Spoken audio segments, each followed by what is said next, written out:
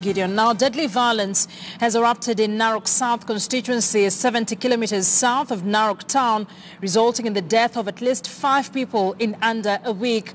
An armed gang attacked a family in Esimendua village Sunday night, where a 9-year-old boy was murdered and 2 others seriously wounded.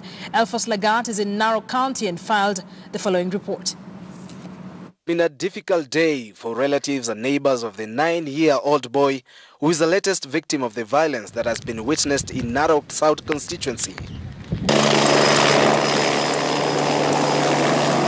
His family yet to come to terms with the horrific events of yesterday night. They say an armed gang descended on the family of Esther Maina at Esimendua village in Narok South and wreaked havoc in the dead of the night.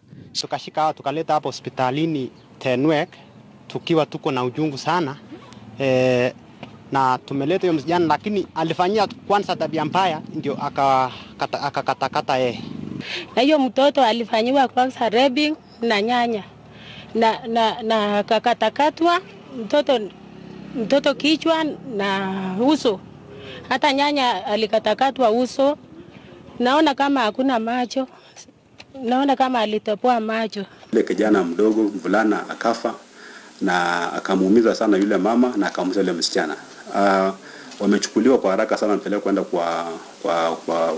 kwa matibabu kule Mombasa, na pia wamefika kule kwa referral kwenda KTN.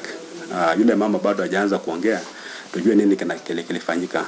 Tension has been high in Narok following the forceful evictions at the Mau in the recent weeks, with claims now surfacing that this recent spate of attacks could be politically instigated. Many are injured and others have lost their loved ones. We call upon the two communities to disregard any voices of incitement from any quarters. We appeal to the investigating agencies to speedily apprehend all those culpable of disturbing peace in Narok County, irrespective of their social status.